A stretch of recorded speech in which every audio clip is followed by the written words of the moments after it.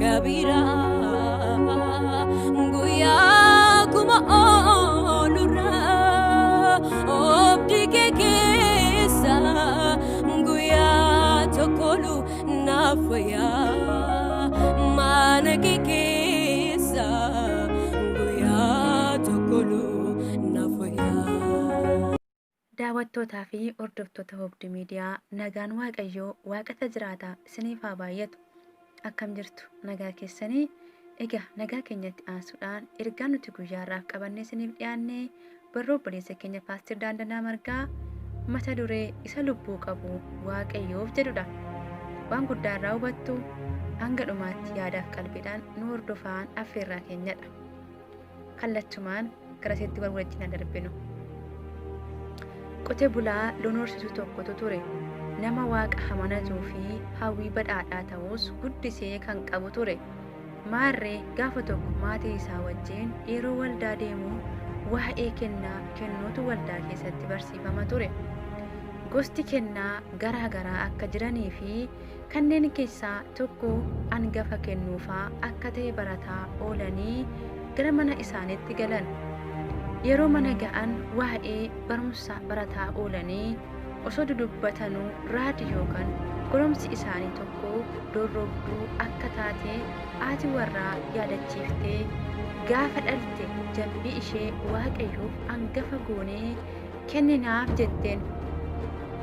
Abbaan manichaas eeyyee sirrii jette. Gaafa goromsi keenya dhalte Waaqaaf hangafa ni laannaa jedheen. Otuma kana jedhaa jiranii goromsi isaanii lakkuu dhalte. Isaanis hedduu gammadanii jidduudhaanis haati warraa ishoo goromsi keenya dhalte. Isumaayyuu lama dhalte. Hedduus gaariidha. Kanaaf yaa abbaa manaa koo kanneen keessaa kan Waaqayyoo dafee isa kam hangafa goones haa kenninu jettee gaafatte. Sana booda abbaan manaa buna xixinnooyyii kana Waaqaaf maal jenneetu kenninaaf ni guddifnaaf. Gaafa guddatanis keessaa kan caalu Waaqa keenyaaf kenninaa jedhee deebiseef.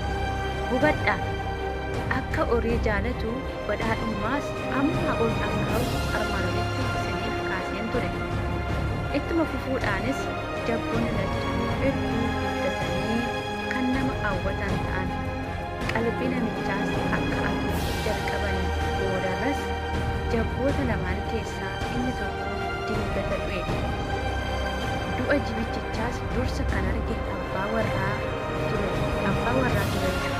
Achumaan yaa biyyaa jedhee hiyya jalqabe.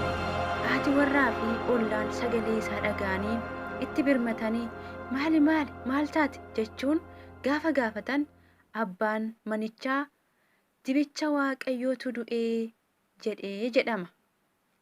Egaa hubadhaa dursaa akka hin kenninee fi kan Waaqayyoo akka adda hin baaneef maqaa akka hin dhoofne sababa garaagaraa ka'aa ture. Ammas dibichi duunaan kan duraa Waaqayyoof jedhee maqaa hin dhoofne amma du'aadhaan maqaa Waaqaa dhaye. Kanaaf du'aan kan Waaqayyoo miti. Yeroo kamuu aarsaa lubbuu qabu isa iji keenya irra jiru Waaqayyoof gumaachuu qabna. Sasatummaanis badhaadhaa nama hin godhu. Waaqayyoof kennuun kasaaruu miti. Kan Waaqayyoo dursa adda baasuu fi dafnee ofirraa baasuun faayidaa guddaa kan qabudha. Waadaa dafnee raawwachuun qorama jalaa kan nama oolchudhas. Yeroo baay'ee Waaqayyoof hojjechuu kan feenu gaafa humna qabnu osoo hin taane gaafa dulloomne, gaafa soorama baanee fi hojii tokko keessaa hir'ifamnedha. Waaqayyo garuu dargaggummaa keenyaa fi humna keenya guutuu barbaada.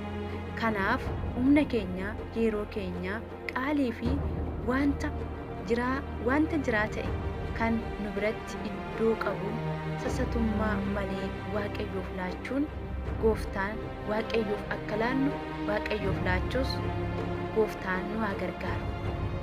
Xumura irrattis wanta guddisee isin mararee keessumaa isa waaqayyo kee fi dhimma afuuraa si duraa golgee guddisee shakki tarii inni kan waaqayyo keerraa adda si baasuu ta'uu mala waan ta'eef. Egaa eebbifamaa akkasuma irratti kan godhamanidha. Xumurree jirraa waan dhaggeeffatanii waan irraa hubattanii eebbifamaa. Walii keessanii sheer gochuu hin dagatinaa. Obbo Miidiyaa sabiskiraayib sheer laayik gochuu hin dagatinaa. Yaadaaf gaaffii qabdan kanaan irratti barreessuu dandeessu. Ayyaanni waaqayyoo isiniif haa baay'atu. Ani Alamtu Birhaanaan ture.